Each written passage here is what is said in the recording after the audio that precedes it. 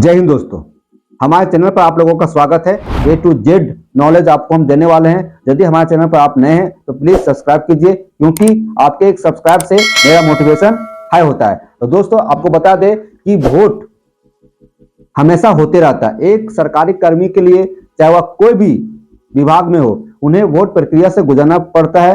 Vote के लिए उन्हें काम करना पड़ता है। तो क्यों नहीं हम इसको जानकारी बढ़िया से रखेंगे, ताकि हमारा वोट प्रक्रिया बढ़िया से संपन्न हो जाए। दोस्तों, बात करेंगे कि वोट प्रक्रिया से हमें गुजरने के लिए किन किन एक एक स्टेप बाय स्टेप से गुजरना पड़ता है। यदि हम इसको अच्छा से जानकारी ले लेंगे, वोट कराने में कोई दिक्कत नहीं होगा। P1, P2, P3 और एक प्रिजाइडिंग ऑफिसर होते हैं। उनके लिए महत्वपूर्ण भूमिका होती है कि प्रिजाइडिंग ऑफिसर कहां पर बैठ के निगरानी करेंगे, एजेंट कहां पर बैठेंगे, और P1, P2, P3 किस तरह से बैठेंगे, मशीन को किस प्रकार सेट करेंगे दोस्तों, और मॉक पोल प्रारंभ करने से पहले मुख्य जो सेटिंग होता है कैसे करेंगे, और वास्तविक मतदान प्रारंभ होने से पहले मशीन की सीलिंग प्रक्रिया क्या है, ये भी देखेंगे। दोस्तों, एजेंट का कौन कौन सा पेपर में साइन होता है आपको बताएंगे। बहुत इंपॉर्टेंट जानकारी लेकर आए हैं। ए टू जेड नॉलेज आपको देने वाले हैं इलेक्शन संबंधी। तो स्टार्ट करते हैं दोस्तों मॉक पोल से। वास्तविक मतदान स्टार्ट होता है तो उसके 1.5 घंटा पहले हम लोग स्टार्ट करते हैं मॉक पोल। 15 मिनट तक हम लोग एजेंट को देखेंगे, मतलब 1.5 घंटा पहले मॉक पोल स्टार्ट करना है। यदि उस दरमियान एजेंट नहीं आता है, उपस्थित नहीं होता है, तो हम 15 मिनट वेट करेंगे। इसके अलावे यदि वह 15 मिनट के बाद भी नहीं आता है एजेंट, तो हम क्या करेंगे, स्टार्ट करने के मॉक पोल। चलिए, इसके पहले क्या प्रक्रिया, पहले सबसे पहले हम लोग क्या करेंगे, वोट जहां पर वोटिंग कराएंगे ना, वहां पर जो एक बड़ा सा कूट मिलेगा, उसको घेरेंगे। ऐसा घेरना है ताकि बाहर से भी ना दिखे और इधर उधर से नहीं दिखे, कि जो वोटर वोट करेंगे उन्हें किसी तरह से बाहरी लोगों को दिखना नहीं चाहिए। ठीक है। इसके अलावा जो लाइट रहेगा, सामने जो लाइट रहेगा बल्ब वगैरह, तो वो भी डायरेक्ट वीवीपैट पर नहीं पड़ना चाहिए, ताकि वह मशीन जो सेंसर लगा रहता है, प्रिंट करता है, वो खराब ना हो जाए। 2 बैलेट यूनिट की स्थिति में दूसरा बैलेट यूनिट को हम बैलेट यूनिट 1 से जोड़ेंगे, और बैलेट यूनिट 1 को हम वीवीपैट से जोड़ेंगे, और वीवीपैट को हम जोड़ेंगे CU से जोड़ेंगे, कंट्रोल यूनिट से। ठीक है, समझ गए। वीवीपैट होगा वो बाएं तरफ रखेंगे, और जो बैलेट यूनिट रहेगा वो दाहिने तरफ रखेंगे। समझ गए। इस तरह से हम बना लेंगे। उसके अलावा इसके बाद हम क्या करें, मॉक पोल प्रक्रिया को शुरुआत करते हैं। तो सबसे पहले हम क्या करेंगे, जो बॉक्स रहेगा, मतलब वीवीपैट का बॉक्स रहेगा, उसको हम बढ़िया से साफ कर लेंगे। दिखाएंगे, किसको दिखाएंगे, एजेंट को। एजेंट को संतुष्टि करना है। ठीक है। तो एक कनेक्शन बता दिए, उसके बॉक्स को दिखाएंगे। ठीक है। एजेंट की उपस्थिति में आपको मॉक पोल करना है। जब मान लीजिए कि मतदान 7 बजे शुरुआत हो रही है, तो 5:30 बजे मॉक पोल शुरू कर देना है। यदि 5:30 बजे एजेंट उपस्थित नहीं होते हैं, 15 मिनट का वेट करेंगे। जिस समय मशीन को जोड़ रहे हैं उसमें CU को हम क्या करेंगे, ऑन नहीं करेंगे। CU और वीवीपैट को बटन को ऑफ रखेंगे। ठीक है। उसके बाद जब कनेक्शन हो जाएगा, तब करेंगे हम नॉब जो रहता है वीवीपैट का, उसको हम सीधा कर देंगे, ऐसे ऐसे, तो वो ऑन हो जाएगा, और CU को हम ऑन करेंगे। फिर 7 पर्ची गिरेगा, उसको निकाल लेना है। कि जो एजेंट है बारी बारी से नोटा सहित कम से कम 50 वोट करेंगे, सभी उम्मीदवार को टच करते हुए। तो बता दिए कि कम से कम हर उम्मीदवार को 1 वोट जरूर पड़ना चाहिए। फिर है वह स्क्रीन पर देखेंगे कि हम जिस उम्मीदवार को वोट कर रहे हैं उनका चित्र आ रहा है कि नहीं, पर्ची जो गिर है उसमें वह फिगर बना हुआ है कि नहीं, चुनाव चिन्ह जारी जो किया गया वो चुनाव चिन्ह आ रहा है कि नहीं, ये क्लियर हो जाएगा। उसके बाद है ना, मॉक पोल समाप्त हो जाएगा, मैंने 50 वोट हो जाएगा। तो क्या करेंगे, क्लोज बटन को दबाएंगे, है ना। क्लोज बटन दब गया तो मतलब वोट नहीं कर सकते हैं। उसके बाद रिजल्ट बटन को दबाएंगे। उसके बाद जब रिजल्ट बटन को दबाएंगे ना, तो जो पर्ची रहेगा हाथ में रहेगा। ठीक है। और जो कॉपी में आपको दिखाए ना, उस तरह से तो पर्ची को हम दिखाएंगे, मिलान करेंगे कि किस कैंडिडेट को हम कितना वोट किए थे और उसका कितना पर्ची आया है। मान लीजिए एक कैंडिडेट को, पहला कैंडिडेट को हम 3 वोट किए, तो 3 पर्ची रहेगा। दूसरा कैंडिडेट को 3 वोट किए, तो उसका भी 3 पर्ची रहेगा। इस तरह से जो एजेंट है वो सेटिस्फाइड हो जाएंगे, संतुष्ट हो जाएंगे कि मशीन बढ़िया है, वीवीपैट बढ़िया काम कर रहा है, जिसको हम वोट दे रहे हैं वही कैंडिडेट को वोट जा रहा है। ये क्लियर हो जाएगा, है ना। उसके बाद फिर हम क्लियर कर देंगे, CRC पहले क्लोज, उसके बाद रिजल्ट, उसके बाद क्लियर कर देंगे। मतलब जो उसमें वोट पड़ा है वो क्लियर हो जाएगा। ठीक है, इस तरह से हम सियासी का पालन करते हुए मॉक पोल को संपन्न करेंगे। ठीक है, अब क्या करेंगे, मॉक पोल हो गया।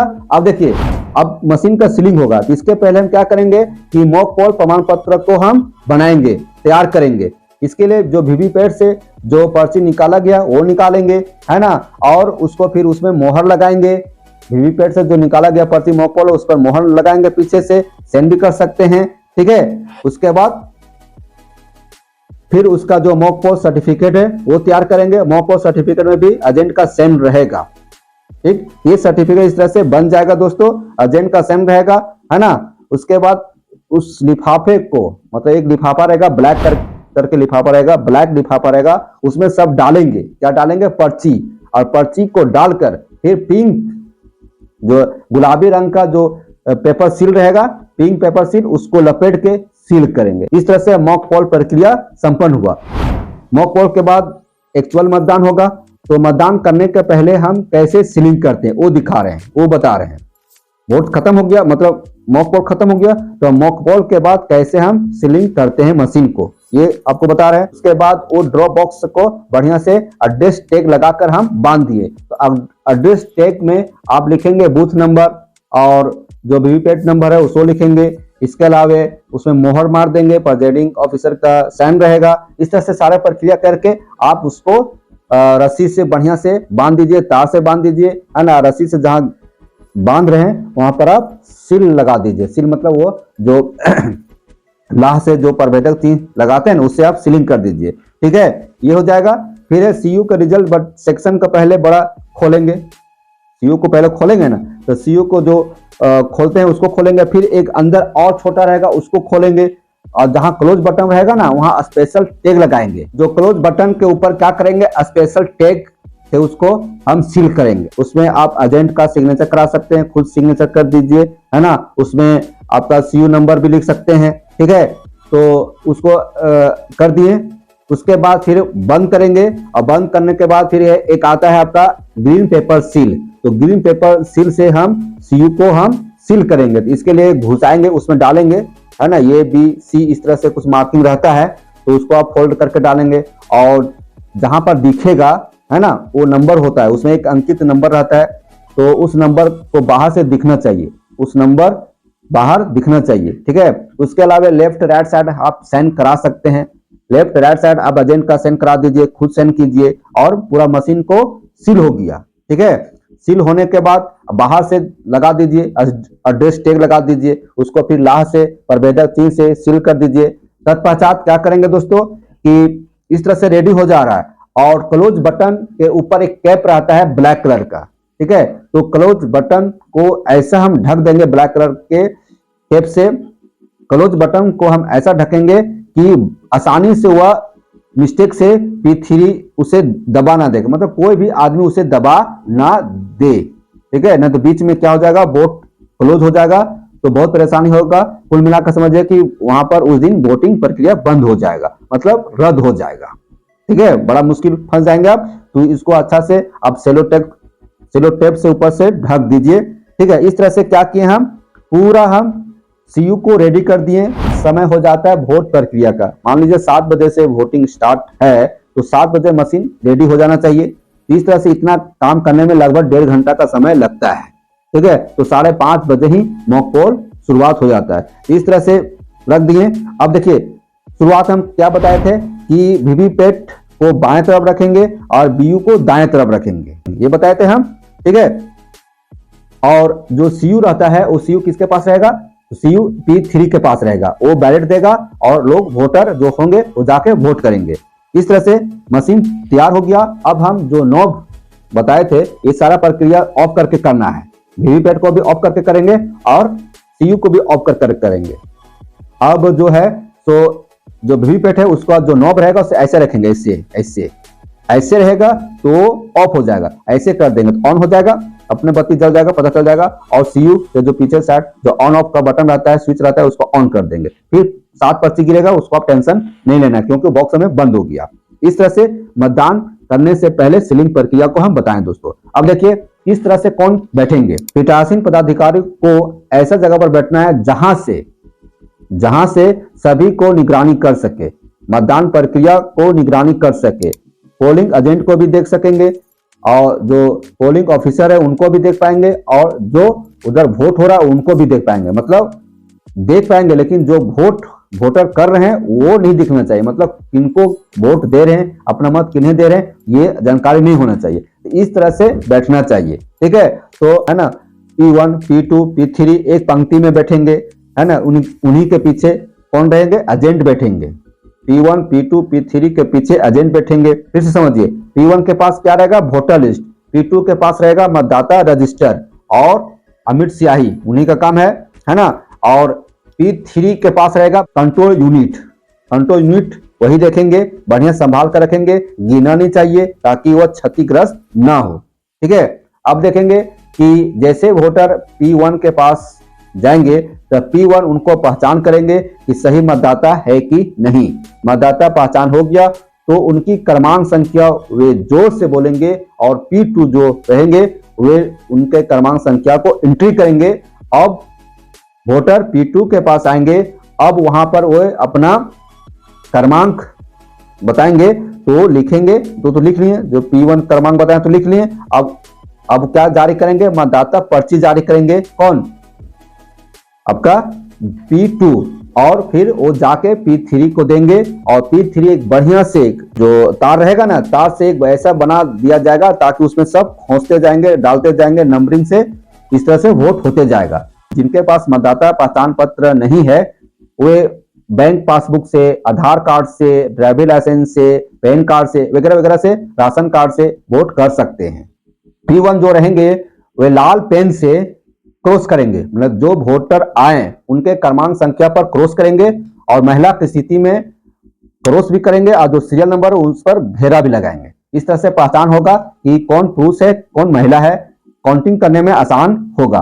P1 जो रहेंगे वो अपने एक चार्ट बना लेंगे जिसमें मेल फीमेल का एक कलर करते जाएंगे, इंडिकेट करते जाएंगे ताकि उन्हें लास्ट में गिनती देने में सुविधा हो कि टोटल वोट में मेल कितना है फीमेल कितना है, ठीक है दोस्तों। इस तरह से वोट प्रक्रिया शुरू हुआ और इस तरह से सभी लोग वोट करते जाएंगे। P3 क्या करेंगे? बैलेट देंगे, वोटर अपनी इच्छा वोट करेंगे। इस तरह से वोट शुरू हो जाता है ना।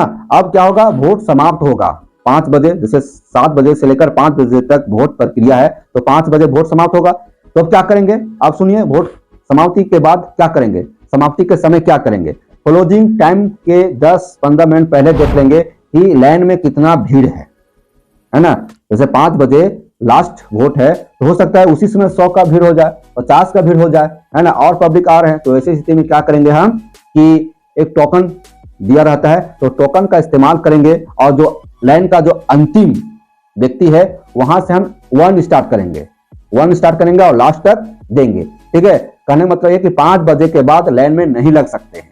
5 बजे तो वोट है, 5 बजे तक जो लाइन में लग गया सभी को वोट कराना है, लेकिन 5 बजे के बाद लाइन में नहीं लगे, इसके लास्ट से लाइन के लास्ट व्यक्ति से हम क्या करेंगे? टोकन देंगे। मान लीजिए 10 को 20 को जो टोकन रहेगा वो टोकन का यूज करना है, फिर वोट कराना है। इस तरह से मान लीजिए 5:30 बज गया, 5:30 बजे वोट का समाप्ति हुआ, तो आपको ये याद रखना है कि वोट समाप्ति का समय है ना, प्रारंभ का समय, मॉक पोल प्रारंभ का समय, ये सारा CU के टाइम से आपको अंकित करना है। तो CU का समय को ही लिखना है।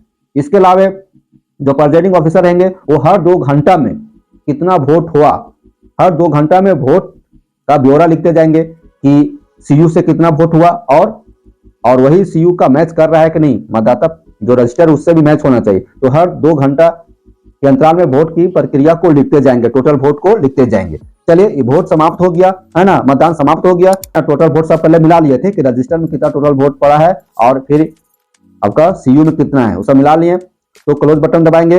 वैसी स्थिति में क्या करेंगे कि वीवीपैट और CU को हम ऑफ कर देंगे। क्लोज बटन दब गया, उसके बाद वीवीपैट और CU को ऑफ कर देंगे।